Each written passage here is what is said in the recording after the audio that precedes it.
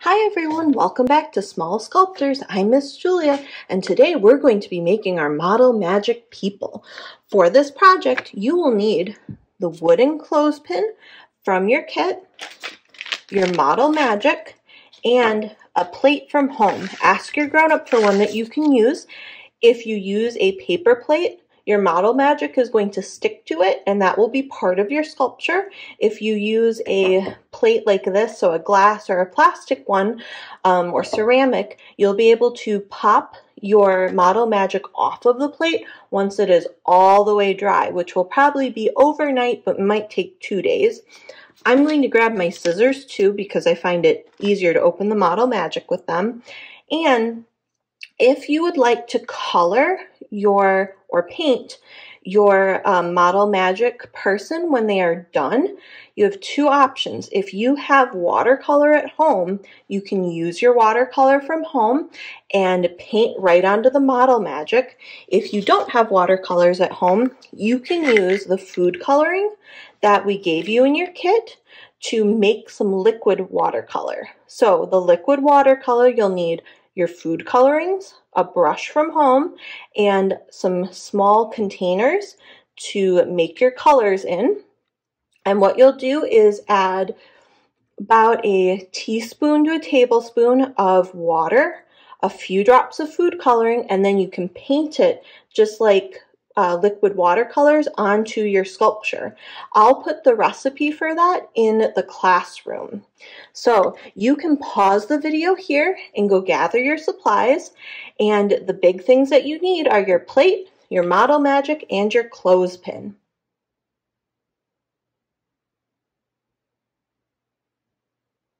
Now that you've had a chance to gather your supplies, I'm going to move some things out of the way, and I'm going to use my scissors and open up my model magic.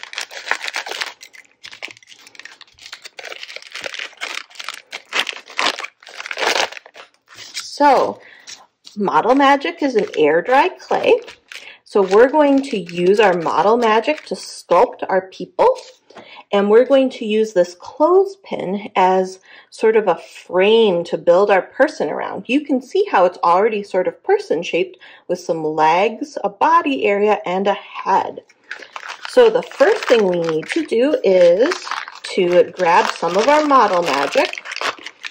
So I'm going to pinch off about a fourth to a third here. And we're going to roll it into a ball. And we're going to place it onto our plate, squish it down just a little bit. That's going to be the base for our sculpture so that our person is able to stand upright. Then I'll take my clothespin and I'm going to push it into my clay so you can see how it's standing upright now. So that's what you want. The next thing I'm going to do is take off a small piece and roll it into a ball to make the head. So I can go and kind of squish on the head here. So I'm going to hold up my plate so that you all can see it better. You'll want your plate on your table. So there's the head for mine. And then I am going to take off another little bit here, and I'm going to make two little sort of hot dog shapes.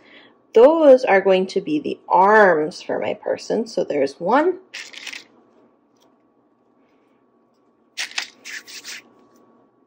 There's number two. Oop, they're not the same size, but I can just kind of roll it and make it a little more the same size. There we go. So there are my two arms. There we go. And then I'm going to take a bit here, like about half of what I have, a little bit more than half of what I have left. So I'm going to leave this over here. I'll be able to use that leftover for decoration. And the rest of this, though, I'm going to kind of squish it out into sort of a long pancake shape. This I'm going to use to cover the body. So I need to make mine a little taller here. A little taller and a little thinner, a little less long. There we go. So then I can just wrap this go ahead and kind of wrap it around your person. I'm going to set mine back down so I can do this a little better, and then I'll show you. So I'm wrapping it all the way around my figure here. And if you want the legs to be separate, you can kind of pull it off of your base. You can reform your base if you need to, but you can just kind of squish its legs so that you'll be able to see the legs separately. Or you can kind of use your finger, or you could use a pen or pencil or a small stick to kind of just press. You could even use your scissors if they're closed. Make sure they're closed though. You can even use those to just kind of press the indent for the legs in. But I think I'm going to give my person a little dress. So I've got my general shape now, like this. And then I said I want to give mine a dress, so that's what I'm going to use some of this for. We'll use the rest for their hair. So I'll just kind of move the clay around however I want to be able to make the shapes that I need. So there's my person's dress. And then I can put on their arms. Just kind of stick them. And if you don't like how your sculpture is turning out, you can always take the clay off and start again. As long as you don't let it dry the whole way, you can keep remolding your Model Magic clay. So there's my general person shape. And then I can use things like a pen or my scissors to kind of gently poke in some features. I might choose to use my finger or a little bit of my nail for some thinner things. And I think that looks pretty good like that. But remember, you can make yours however you would like. And then because your sculpture is a little fragile, I would wait overnight and let it dry all the way before you paint it.